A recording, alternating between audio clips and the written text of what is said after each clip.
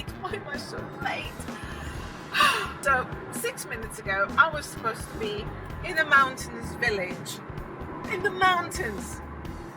I'm still on the motorway, not started climbing yet. It'll take me, I don't know how much longer to get there, and I'm so late. So what happened was, do you remember my friend Bill Warry? My friend Bill Warry is a marvelous cook. He showed me how to make Soudoukakis Myrneka, and if this ever makes it out the door, I'll leave a link for you in the description. Lovely cook, incredibly gifted chef. So Bill now runs the coffee restaurant of the Layia community, and they're so lucky to have him.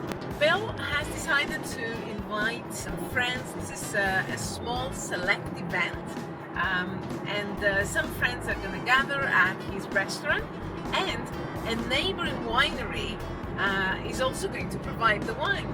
So Ktima Christoudia in Gatodris, which is the village next to Layia. So Bill very kindly has invited me to give a small presentation on food and wine tasting, and I said I'd love to do that, and I had set time aside to do my presentation notes today. However, it's 38 degrees Celsius, so I decided to have a little nap, and my nap raged out of control. So now I don't have presentation notes. Instead, I am wearing a really cute dress. This is called a sweetheart neckline, and I'm hoping that the dress will prove enough of a distraction that people won't notice how much I'm stumbling over what I'm trying to say. That's my best plan. I was planning to be there 9 minutes ago to film everybody setting up. Luckily, I'm not so late that the guests will arrive before me, but you know, I did promise I'd be there an hour before the event, and now time is counting down, as it always does, because I'm always late. Why am I so late? Hands on the wheel. So, since we are stuck in this car together, running late to this event, what I'm going to do is I'm going to use you to practice delivering these notes. So let's see if we can just put things in order in my head. Thank you very much for offering to help, guys. Really appreciate it. Okay, so when we pair food and wine, the first thing we need to consider is the 5 components of any wine. And the 5 components of any wine are sweetness, acidity, tannins, which we perceive as a kind of bitterness because it's the drying effect on our tongue, and also alcohol and the body of wine, which we perceive as a sort of weight on our tongue.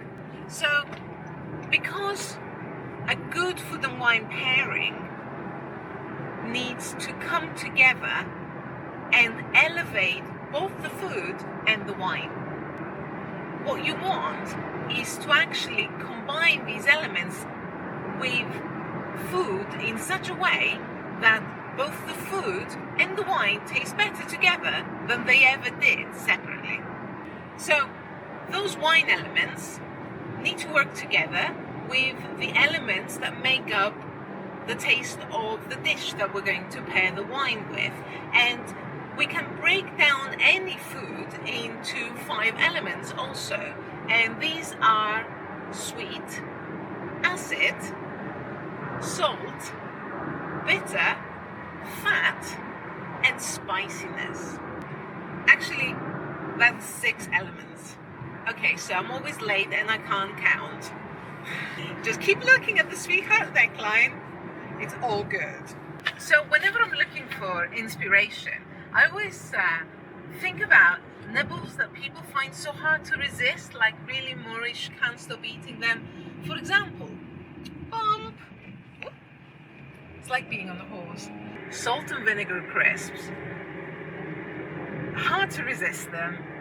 You can't just have one, and that's because salt goes really, really well with high acidity and fat. Don't forget that they are deep fried. Another nibble that I find absolutely addictive is spicy honey roasted almonds. And that tells me that a little bit of heat, a little bit of spice pairs really, really well with fat and sweetness, because the fat and sweetness mellow down the heat. And I think that when we think about combinations that are tried and true, this will give us inspiration to look for really, really good food and wine pairings. I'm so late. Okay, at least I'm climbing the mountain now. There is a little bit of altitude, but I'm so late. Oh, it's 5:22. Clive, point the camera out the window. Let's take a look at the beautiful countryside while I have a meltdown. I'll try not to scream.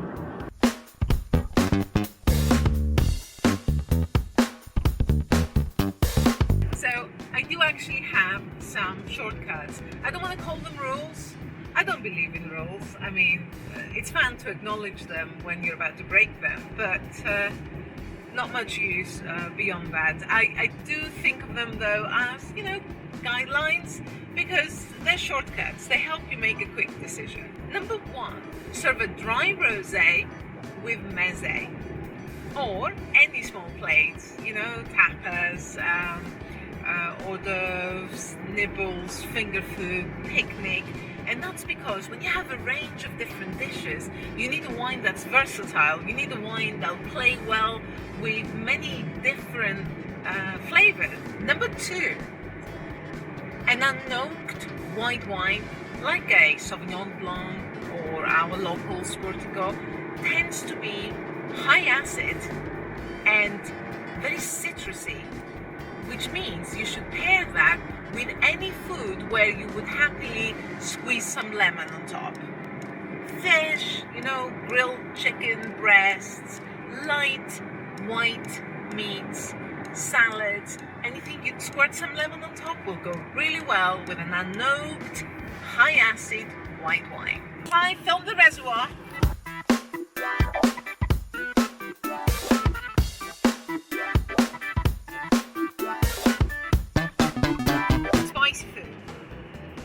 Spicy food should be paired with low alcohol wines, because alcohol reacts with the essential oils in the spices and intensifies them.